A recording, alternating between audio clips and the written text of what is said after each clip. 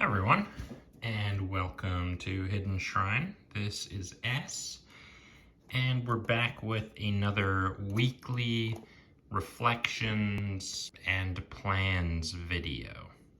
So I got a bunch of stuff hogging up the screen here, so I'm gonna move a few, but this is essentially what I worked with this week. And this week was pretty fun. It was basically a research week, which made me feel like I was back in grad school, which was nice.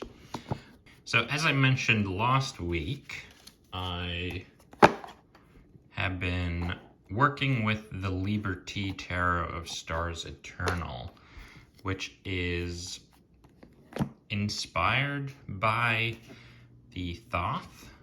I guess you could say inspired. It's a Thoth deck, but with some innovation and some expansion. Let me get this out of the way. Now, when I say expansion, I'm talking about the minors, specifically the 36 Decans, Decans. I feel like I want to say decans, but I know it's probably decans because deca equals 10, and I'll tell you about that in a second. But the third, so you have the 22 majors, right? You have the 4 aces, then you have the court cards, and then you have 36 cards left, and those are associated with the so-called 36 Decans. I'm going to try to say it correctly. I'll probably screw it up a bunch, but whatever.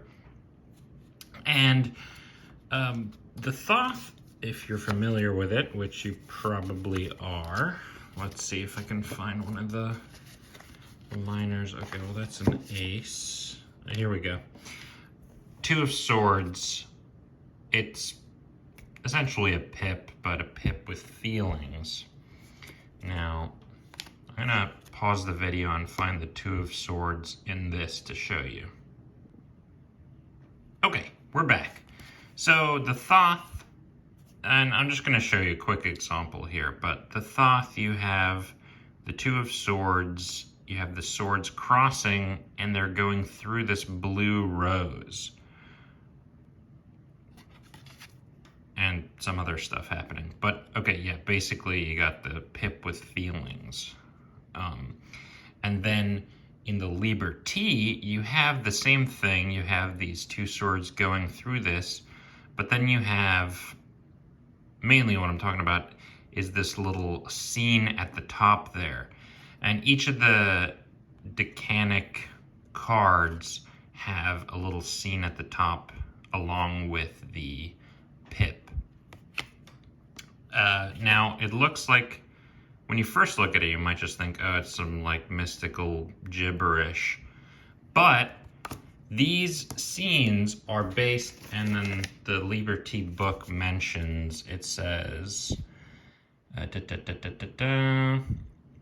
come from an esoteric and artistic reworking of the various magical image of the decans coming to us through the Sublime books and the Liber Hermetis of the Corpus Hermeticum, the Indian astrological tradition, the Latin manuscripts of the Arabic text Picatrix, the Renaissance writings of Agrippa and Bruno, and the iconography of Hermetic historical monuments, blah, blah, blah.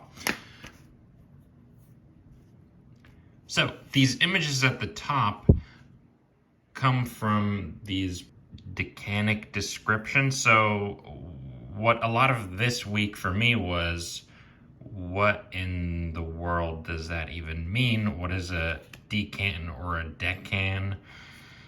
And that was kind of hard to wrap my head around, and I wrote up a definition of my own, but I'm going to save that for another video. But essentially, the decans are, it goes back to Egyptian astronomy, not astrology, although it has astrological, let's see if there's a picture here somewhere. but I'm just going to use this picture as an example. So when you look at the night sky, you know, you see the different zodiac signs and so on, and it kind of turns, it revolves. So if you think about a circle, how many degrees does it have? 360. So if you split those 360 degrees up into increments of 10, you end up with 36 sections. So the night sky was split up into 36 decans, each of 10 degrees. So each sign has roughly 3 decans associated with it. So Taurus has 30 degrees, Aries has 30 degrees, so on and so forth. And then each of those 10-degree sections, so Taurus is split up into 3, so it's got 3 decans, and each of those are associated with a specific card in the tarot. Pretty crazy stuff.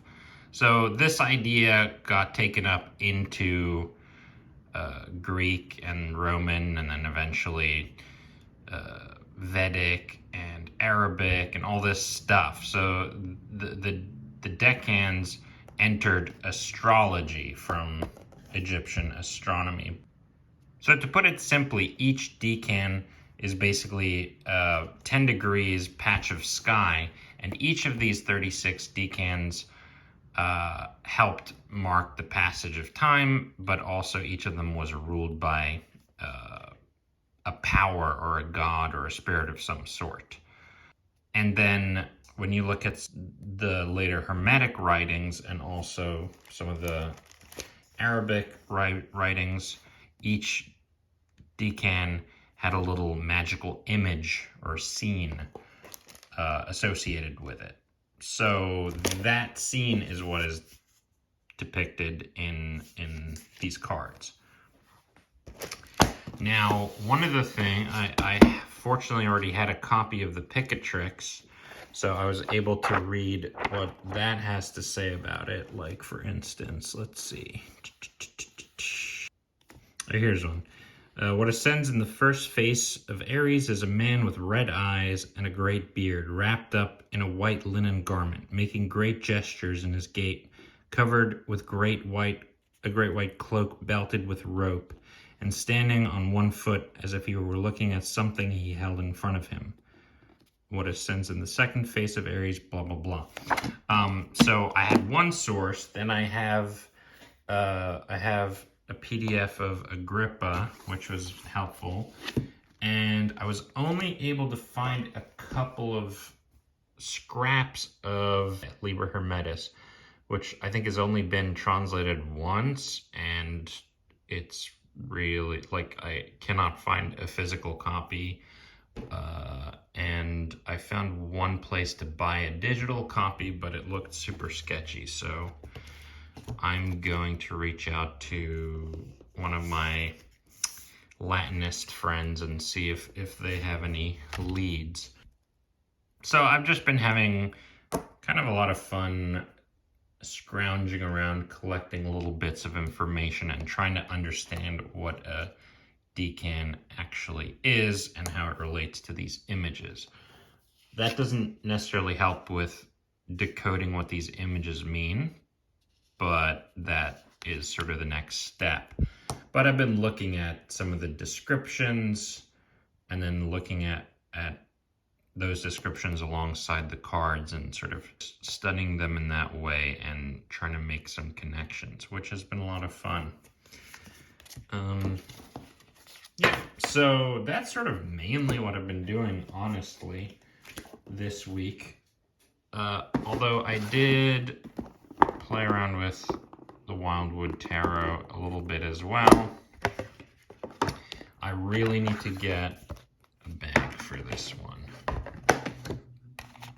But just to kind of give myself a break from all the hermetic sort of stuff, this deck is amazing, and a lot of people have this, so I don't even need to really talk about it much. So essentially what I'm planning this week is just some more studying, scrounging around, seeing what I can find. Hopefully I'll track down some more info on the Liber Hermetis. If you happen to watch this and you are an expert on that, hit me up. And besides that, I'll probably make a video. I have all these videos planned that I just haven't really done, but I do want to do a comparison flip through and talk a little bit about that. I think that'll be a lot of fun. And maybe I'll mess around with the Wildwood some more. I'm not sure. I did enjoy using that as sort of a reprieve from the Liber T and the Thoth this week, and it's a deck that I haven't worked with in a while, so I love the images also, so it'll be fun. All right, thanks for watching, everyone. I hope you all are doing well and you are having a good start to the week. Please leave a comment below. Let me know what your plans are for the week. Are there any decks you're working with? Have you ever worked with this deck? What do you think? And please consider subscribing. And yeah, I'll talk to you all very soon. Have a wonderful week.